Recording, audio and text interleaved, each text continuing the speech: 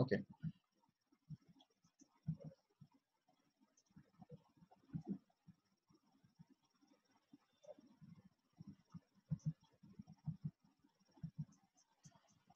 तो सबसे पहले हम देखेंगे कि लास्ट टाइम हमने जो देखा था ओहम्स लॉ। तो ओहम्स लॉ का जो कंसेप्ट हमने देखा था, इसके अंदर देखा था कि V is equal to I R is basically called as Ohm's law. Here I is the current and R is the resistance, V is the potential difference. And potential difference is given as E into length of the conductor. As this we have seen it in the electrostatics also. तो potential difference का जो concept है, तो वो electric intensity और length के product के बराबर हुआ करता है। और एट द सेम टाइम हमने ये भी देखा था कि करंट जो है, तो वो होता है current density into area, because current density is actually defined as current per unit cross sectional area, and resistance can be defined as the resistivity rho into length upon area. So this is the formula for resistance. If we put all these values in this formula here, then we can get the microscopic form of Ohm's law, which is to be written as E is equal to rho into J. ठीक है ना? तो ये जो है, and this equation can also be put in the vector form. तो इसको हम वेक्टर फॉर्म में भी लिख सकते हैं इस तरह से, E bar is actually equal to rho into J bar, where J bar stands for the current density vector. Even we can also write it as J bar is equal to 1 upon rho into E bar. But as we know that 1 upon rho stands for conductivity, correct है? तो 1 upon rho का मतलब ही conductivity होता है.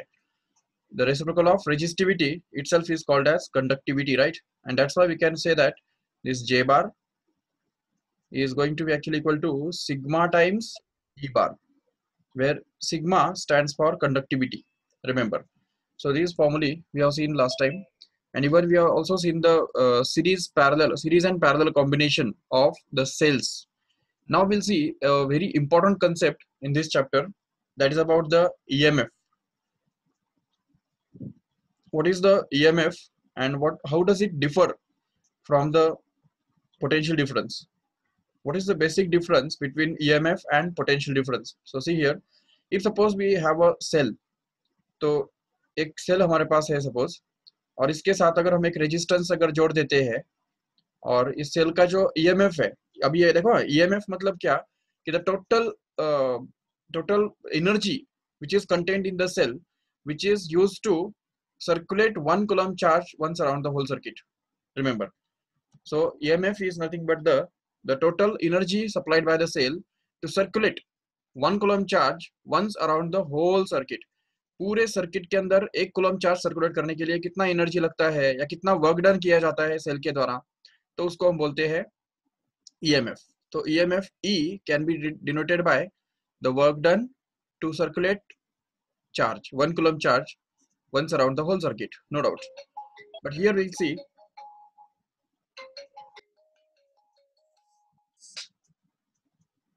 Hello. हाँ.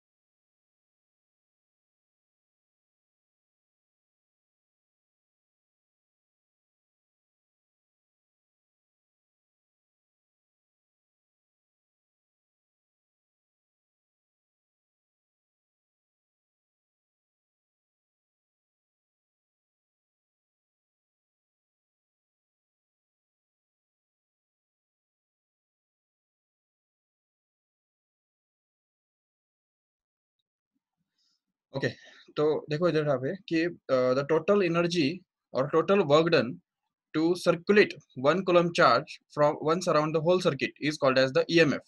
But now if we consider only this portion, ये जो external portion है, तो वो अगर हम सपोज कंसिडर करेंगे, तो इसमें यहाँ से यहाँ तक 1 कूलम चार्ज को सेंड करने के लिए जो भी वर्क डन किया जाता है सेल के द्वारा, उसको हम बोलते हैं पोटेंशियल डिफरेंस। तो देखो पोटेंशियल डिफरेंस का भी जो है फॉर्मूला जो है, तो उसके अंदर तो वही आएगा, W/Q ही आएगा, no doubt.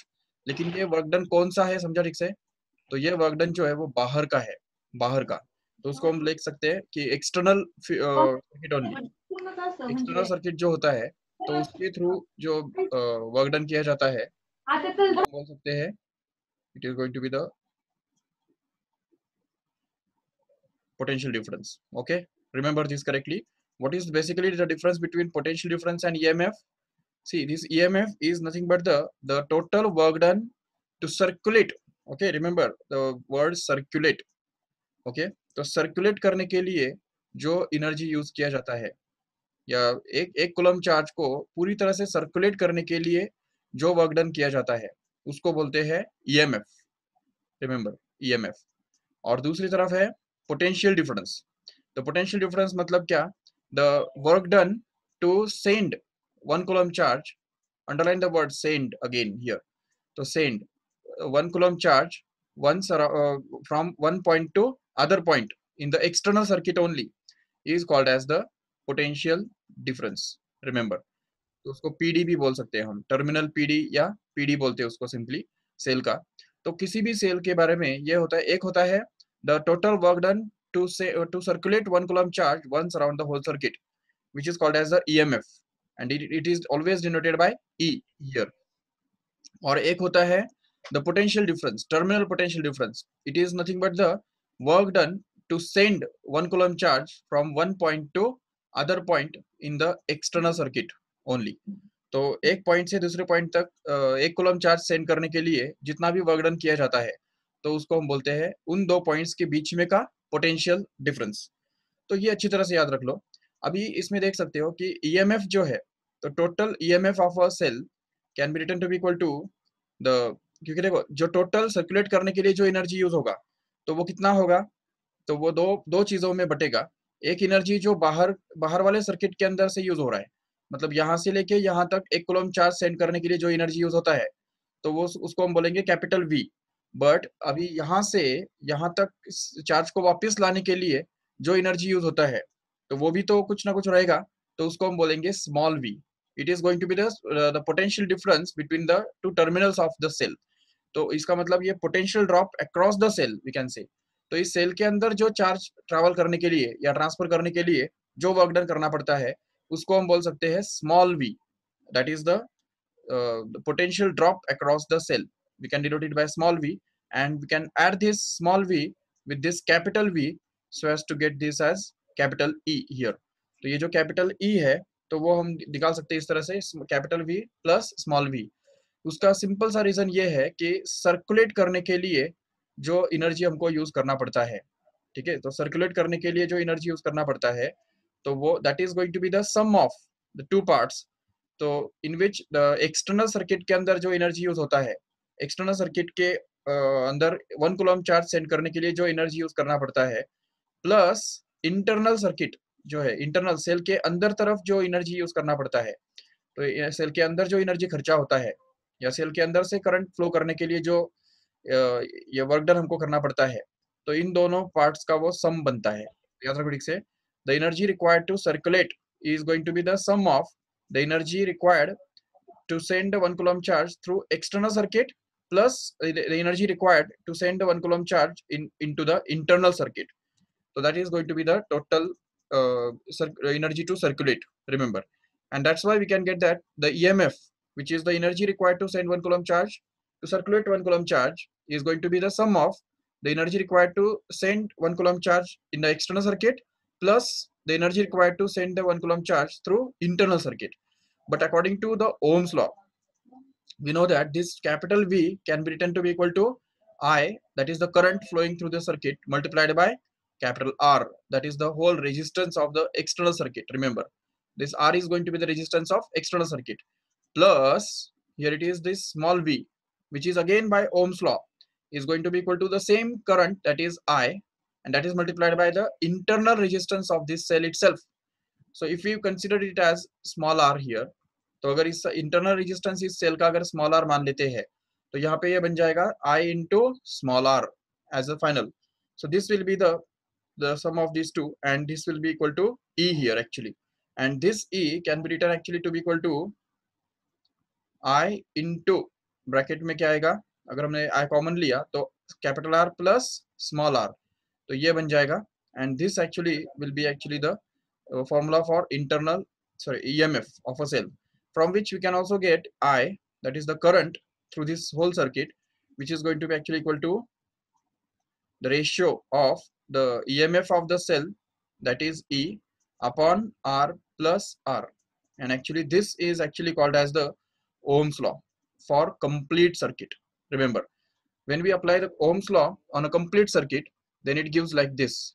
So Ohm's law on complete circuit matlab, what is the difference between Ohm's law in complete circuit and Ohm's law in external circuit only? So see, Ohm's law in external circuit looks like I is equal to V upon R, correct hai? This is called as the Ohm's law in external circuit because it contains the current I, which is the ratio of external potential difference and the external resistance only. But whereas in case of the Ohm's law on complete circuit, it happens to be equal to I is equal to the ratio of EMF of the cell upon the total resistance of the cell in the circuit, that is the external resistance plus internal resistance. Remember, तो ये external resistance और internal resistance, इन दोनों को अगर हम include करते हैं तो वो बनता है total resistance of the circuit. Remember, and that is to be divided here. EMF को अगर हम इस टोटल रेजिस्टेंस से अगर डिवाइड करेंगे तो उसमें से हमको ये मिलता है, ईएमएफ करंट मिलता है. So this is called as the Ohm's law on complete circuit, and this is called as the Ohm's law on external circuit only. Remember. So okay. और एक बात यहाँ पे हमको समझनी है कि ये जो है E जो है, तो E is going to be actually equal to V plus small v, correct है?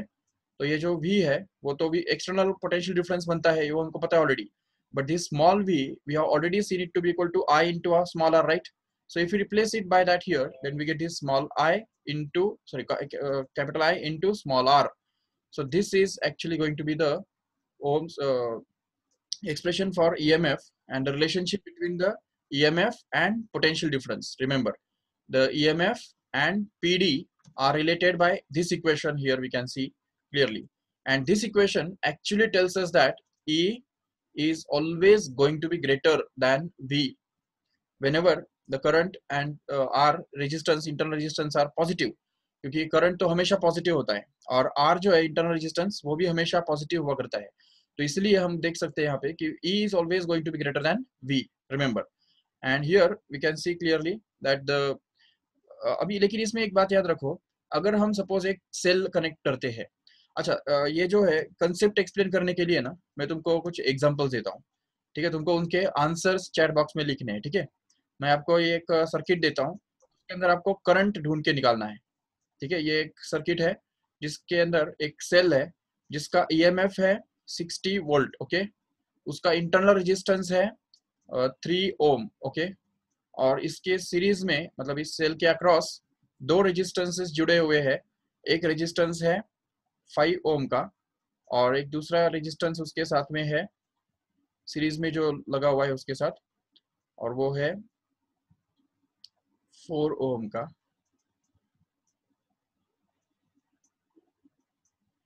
Okay, can you find out the current in this circuit? How much it will be? How will you find out the current in the circuit? ये जो E है ये E EMF of the cell है, याद रखो ठीक से. EMF of the cell is given to be 60 volt, okay, and the internal resistance of the cell is also given, which is denoted by small r here. तो ये small r भी दिया हुआ है ऑलरेडी. तो ऐसे केस में ये एक्सटर्नल रेजिस्टेंस जो है वो 5 ओम का और 4 ओम का जो रेजिस्टेंस है वो दोनों यहाँ पे सीरीज में जुड़े हुए हैं. तो अगर आप सुन रहे हो सभी ठीक से तो मुझे बताओ कि how much will be the current flowing through this circuit here. Find out the current fast. yes, it's 5 ampere, correct. So we can see clearly that current I is actually going to be the EMF upon the total resistance in the circuit. अभी देखो यहाँ पे R plus are ये हमारा formula है, no doubt, लेकिन यहाँ पे मुझे बताओ कैपिटल आर कितना है और स्मॉल आर कितना है, तो वो हमको समझना है अच्छी तरह से. EMF तो चलो 60 वोल्ट है, no doubt, we can replace it here 60 volt, okay. But here capital R कितना आएगा, तो ये जो 5 ओम और 4 ओम इन दोनों का जो सम है जो कि 9 ओम बनता है, वो यहाँ पे कैपिटल आर में काउंट होगा क्योंकि it is external resistance, no doubt. And internal resistance जो है तो वो तो यहाँ पे ऑलरेडी है हमारे पास 3 ओम का है, तो इसलिए यहाँ पे 3 ओम नीचे आ जाएगा स्मॉल आर के बदले, जिसके कारण हमको यहाँ पे मिलेगा total 60 divided by 12 which happens to be simply 5 ampere, that's it. So this is going to be actually the current flowing through this circuit, remember. अभी दूसरा एग्जांपल मैं आपको देता हूँ. अगर सेम सिचुएशन है लेकिन अगर आपको बताया कि ये एक सर्किट है, ये एक सेल है और इस सेल के साथ दो कनेक्टेड है, दो रेजिस्टेंसेस कनेक्टेड है, और मान लो कि इन दोनों पॉइंट्स के बीच में अगर हम पोटेंशियल डिफरेंस अगर लगा देते हैं, तो ये जो पोटेंशियल वोल्ट मीटर है, तो इस वोल्ट मीटर का जो रीडिंग है वो रीडिंग मुझे मिलता है सपोज 30 वोल्ट, ओके, 30 वोल्ट. और अगर मान लो कि ये जो है दोनों इनके इसके अंदर जो करंट फ्लो हो रहा है, इसके अंदर जो रेजिस्टेंस है, ये फर्स्ट वाला जो रेजिस्टेंस है तो वो है सपोज 3 ओम, ओके, 3 ओम. और ये जो दूसरा वाला रेजिस्टेंस है तो वो है सपोज 2 ओम. अभी मुझे बताओ, हमको ईएमएफ पता ही नहीं है, ठीक है, इस बैटरी का ईएमएफ कितना है वो पता नहीं है, लेकिन इन दोनों पॉइंट्स के बीच में का मतलब ये जो पॉइंट ए है और ये जो पॉइंट बी है, इन दोनों पॉइंट्स के बीच में का पोटेंशियल डिफरेंस हमको जरूर पता है और वो 30 वोल्ट दिया हुआ है. तो ऐसे केस में मुझे बताओ इस सर्किट के अंदर कितना करंट फ्लो हो रहा होगा, how much will be the current flowing through this circuit here, can we find it out? yes, we can do it easily because potential difference is known, right? So इन दो points के बीच में जो potential difference है तो वो अगर 30 volt है तो we can apply the Ohm's law for external circuit only and say that I is going to be actually equal to yes, so it actually equal to V upon R, no doubt. So यहाँ पे V upon R, V कितना है हमको पता है 30, it is the potential difference now, and here it is R. R is the external resistance only, which is going to be actually 5 ohm, which gives us 6 ampere as the current flowing through the circuit, that's it. So in this way we can find out the current. Okay, अगर चलो इसी setting में अगर आपको दिया जाए कि इस सेल का जो इंटरनल रेजिस्टेंस है तो वो अगर मान लो 1 ohm है, 1 ohm, okay, 1 ohm is the internal resistance. Then can you find out the EMF of this cell? Check, just put in the chat box. What is the EMF of this cell? Tell me fast.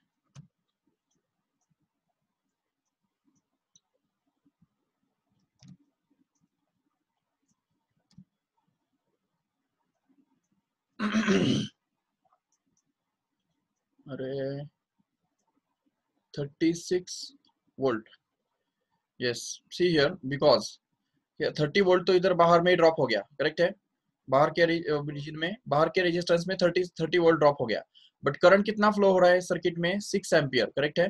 तो 6 ampere का current जो है वो इस internal resistance of 1 ओम के अंदर कितना drop करेगा, 6 वोल्ट ड्रॉप करेगा. तो वो 6 वोल्ट जो है वो इस 30 वोल्ट के अंदर ऐड हो जाएगा, जिससे हमको मिलेगा ईएमएफ. अगर अगर फॉर्मूला की बात करते हो तो फॉर्मूला भी यूज कर सकते हैं आराम से.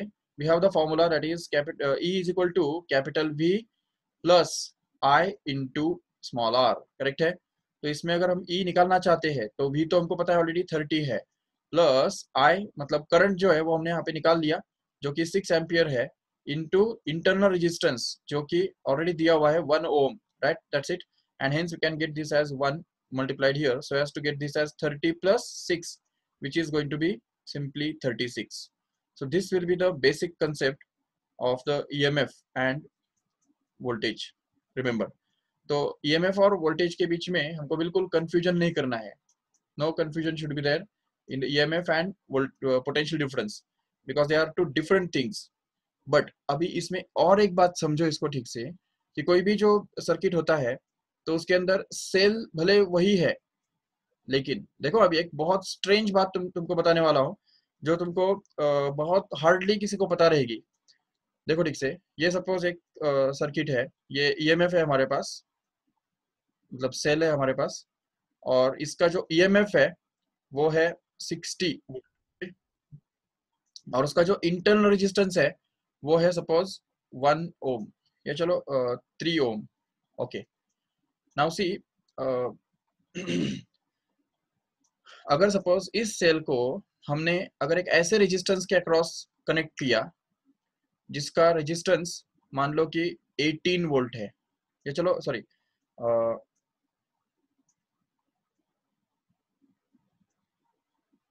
2 ओम है, चलो 2 ओम, ठीक है। 2 ओम के रेजिस्टेंस के साथ अगर इसको कनेक्ट किया, तो मुझे बताओ कि how much will be the current flowing through this circuit. No doubt we can find it out, because we know that I is equal to E upon R plus R.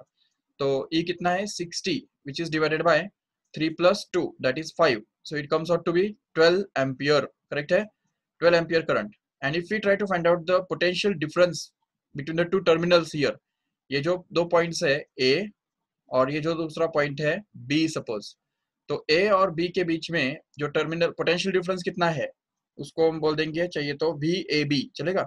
देखो इधर VAB कितना है, तो वो अगर ढूंढने के लिए ट्राई करते हो तो उसके लिए हमको फॉर्मूला हमारे पास क्या है, E minus I into small are.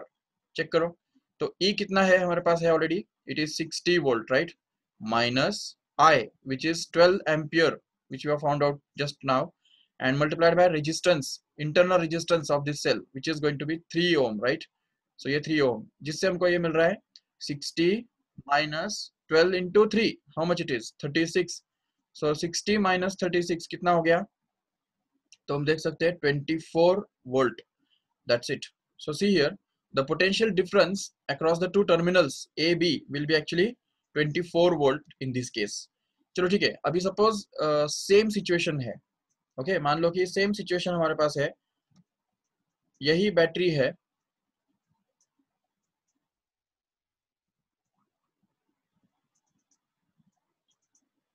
Okay same battery, या and suppose that the same EMF हमने यूज किया है, उसका इंटरनल रेजिस्टेंस 3 ओम ही है नो डाउट, लेकिन जो एक्सटर्नल रेजिस्टेंस जो हमने यहाँ पे कनेक्ट किया था, तो वो अगर हम लोग मान लो कि 9 ओम है, 9 ओम। देखो ठीक से क्या चेंज हो रहा है यहाँ पे, कि एक्सटर्नल रेजिस्टेंस हमने चेंज कर दिया, इंटरनल रेजिस्टेंस सेल का खुद का अपना है, वो ईएमएफ वो भी सेल का खुद का अपना होता है, तो वो कभी चेंज नहीं होते हैं। लेकिन अभी देखो यहाँ पे इस सर्किट के अंदर करंट कितना फ्लो होगा, तो हम निकाल सकते हैं आराम से, I will be actually equal to EMF that is 60 volt, that is divided by the 12 ohm resistance which is going to be 5 ampere, no doubt. But this current will drop the potential difference across A and B. How much will be the potential difference across A and B? So can you find out VAB? Yes, we can find it out easily, because we have the formula E minus I into small r. So that E is going to be here the 60 volt, and the 60 minus I, which is 5, and that is multiplied by R, which is 3 here. And hence we can get this simply as 60 minus 15, which happens to be simply 45 volt. Check. तो देखो अभी यहाँ पे ये जो cell है, तो इस सेल के अंदर से हम 45 वोल्ट निकाल रहे हैं यहाँ पे, जबकि ये सेल में से, उसी सेल में से 24 वोल्ट हमको मिल रहा है यहाँ पे। और अगर सेम सेल को अगर हम यूज करेंगे, और अगर तीसरा सेटिंग अगर यूज करते हैं सपोज,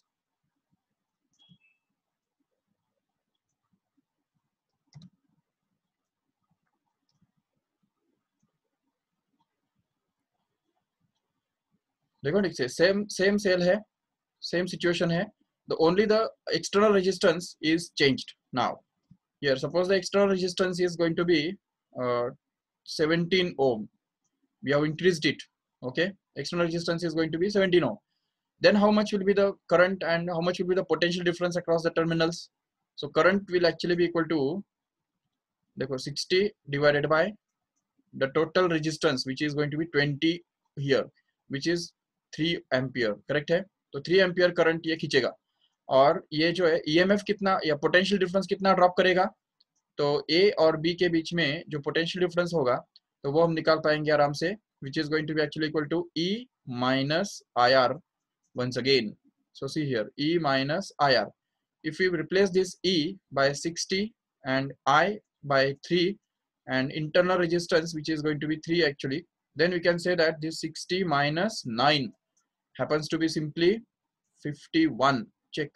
तो देखो 51 ओम का वोल्ट का वोल्टेज हमको मिल रहा है इस सिचुएशन में। तो देख सकते हो ठीक से कि जितना जितना हम रेजिस्टेंस जो है, एक्सटर्नल रेजिस्टेंस जो है वो बढ़ाते जा रहे हैं, तो ऐसे वैसे क्या हो रहा है, एक्सटर्नल पोटेंशियल डिफरेंस बढ़ता जा रहा है। ये ए और बी पॉइंट्स के बीच में जो पोटेंशियल डिफरेंस है वो बढ़ता जा रहा है। इसमें स्ट्रेंज बात ये है, मतलब समझने की बात ये है कि सेम सेल में से सेल का ईएमएफ तो 60 वोल्ट है, तीनों केसेस में वो 60 वोल्ट ही है, लेकिन उसमें से हम एक कभी 24 वोल्ट का वोल्टेज खींच पा रहे हैं, कभी हमको 45 वोल्ट का वोल्टेज उसमें से मिल रहा है, कभी हमको 51 वोल्ट का वोल्टेज मिल रहा है। तो can you tell me when we can get the voltage of 60 volt full from this cell?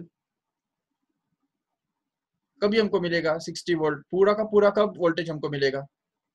The answer is never. We can never get the voltage of 60 volt as a full from this cell. because क्योंकि यहाँ पे देखो ये जो भी resistance होगा वो इसके अंदर ऐड हो रही है, और उसकी वजह से इस ईएमएफ में से कुछ ना कुछ घटना ही है ना। तो जो भी यहाँ पे घटेगा, आईआर का जो भी वैल्यू होगा, जो जो जब तक वो नॉन जीरो है, ये आईआर का वैल्यू जब तक नॉन जीरो है तब तक क्या होगा कि ये जो इस वोल्टेज का जो वैल्यू है, पोटेंशियल डिफरेंस का जो वैल्यू है, वो ईएमएफ के बराबर बनना नामुमकिन है, पॉसिबल ही नहीं है। But it can be possible only when the external resistance R actually becomes infinite. अगर आर इनफाइनाइट बन जाता है, ये एक्सटर्नल रेजिस्टेंस जो है वो अगर हम बढ़ा बढ़ा के इतना बढ़ा देते हैं, जो ये सर्किट ही हमने ओपन कर दिया, देखो सपोज ये सर्किट ही ओपन कर दिया, ये रेजिस्टेंस है ही नहीं सपोज, तो उस केस में हम बोलेंगे इट इज इनफाइनाइट। तो अगर एक्सटर्नल रेजिस्टेंस इनफाइनाइट बनता है तो उसी केस में हम ये बोल सकते हैं कि उस केस में करंट लेकिन जीरो होगा। देखो क्योंकि अगर एक्सटर्नल रेजिस्टेंस अगर इनफाइनाइट हो गया तो करंट कितना होगा, जीरो हो जाएगा। Current will be zero, and whenever the current will be zero, in that case only this IR product will vanish, and since this IR product vanishes, V becomes equal to E, remember। तो जब भी current zero बनता है तभी ऐसा हो सकता है, देखो when resistance becomes infinite and the current flowing through the cell becomes zero, at that time only it can happen that the potential difference across the cell becomes equal to the internal EMF of this cell। तो V equal to E कब बनता है, जब current zero बनता है। ये अच्छी तरह से हमको समझना है, ये याद रखो ठीक से। चलो ठीक है, तो इसमें एक बात तो समझ में आई कि सेल का ईएमएफ जो है वो और इंटरनल रेजिस्टेंस जो है वो फिक्स्ड क्वांटिटीज होते हैं, वो कभी चेंज नहीं होते हैं। हाँ, लेकिन करंट और पोटेंशियल डिफरेंस डिपेंड करता है कि कौन सा रेजिस्टेंस हमने बाहर में लगाया है, what is the external resistance. तो एक्सटर्नल रेजिस्टेंस के ऊपर ये डिपेंड करता है कि कितना करंट हमको मिलेगा और कितना पोटेंशियल डिफरेंस हमको मिलेगा, no doubt. So here we have to understand this correctly. चलो ठीक है। So this is the basic difference between EMF and potential difference. Okay. So now we are in a position to start the topic in 12th standard. Okay. So 12th standard का जो topic है वो हम अभी start करते हैं। So 12th standard में जब हम आते हैं तो सबसे पहला हमारा जो topic है वो है Kirchhoff's laws. See here, Kirchhoff's laws. What are the Kirchhoff's laws? Are actually तुमको पता है ऑलरेडी कि कोई भी सर्किट जो है तो उसके अंदर जो रेजिस्टेंसेस होते हैं तो वो सीरीज में या पैरेलल में हुआ करते हैं। तो सीरीज एंड पैरेलल कॉम्बिनेशंस जो है वो बहुत सिंपल कॉम्बिनेशंस होते हैं, जो जिससे हम हर एक ब्रांच के अंदर का करंट और हर एक ब्रांच के अंदर का ईएमएफ निकाल सकते हैं, बिल्कुल no doubt. But there are some circuits in which the resistances are neither in series nor they are in parallel। तो याद रखो ठीक से, दो रेजिस्टेंसेस अगर सीरीज में नहीं है इसका मतलब वो पैरेलल में होने चाहिए, जरूरी नहीं। और अगर वो पैरेलल में नहीं है तो इसका मतलब वो सीरीज में ही होने चाहिए, जरूरी नहीं। There are some combinations which are neither series nor parallel। For example if suppose एक सिंपल सा एग्जाम्पल तुमको बताता हूँ। अगर मान लो ये एक रेजिस्टेंस है और यहाँ पे एक दूसरा रेजिस्टेंस है, यहाँ पे एक दूसरा रेजिस्टेंस है और यहाँ पे फिर से ब्रांचिंग अगर होता है,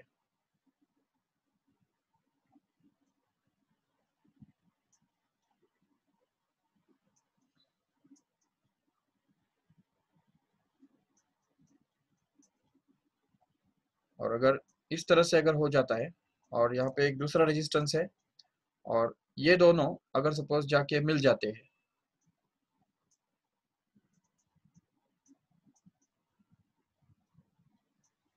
और अगर यहाँ पे भी और एक रेजिस्टेंस लग जाता है, ये देखो ठीक से, इवन यहाँ पे भी हम सपोज एक रेजिस्टेंस लगा देते हैं, यहाँ पे भी एक रेजिस्टेंस है और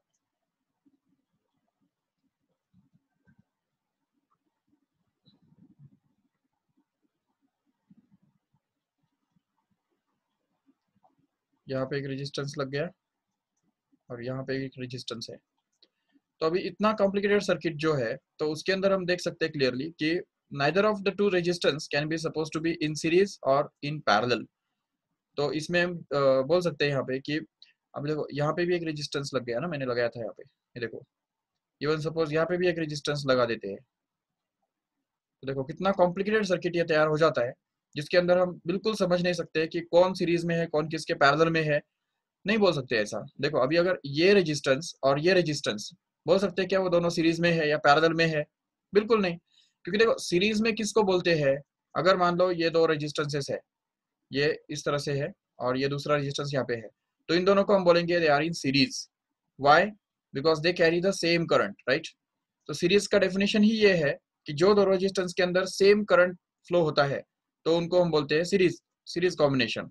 भले वो दिखने के लिए पैरेलल भी कर क्यों ना हो।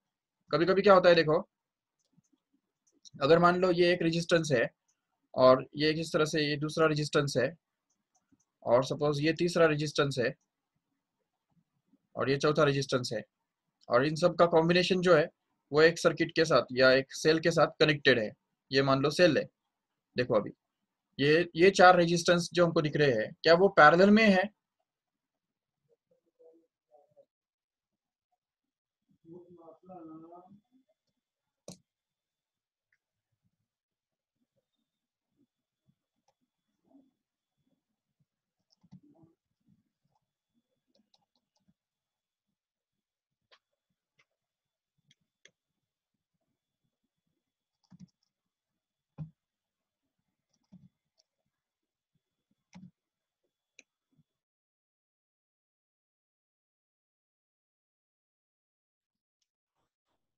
ओके, चलो ठीक है। ऐसा है कि लाइट तो चला गया है, तो इसकी वजह से लेक्चर यहाँ पे हमको स्टॉप करना पड़ेगा। तो बाकी जो बचा हुआ पार्ट है वो हम नेक्स्ट टाइम मतलब कल कंटिन्यू करेंगे। ठीक है।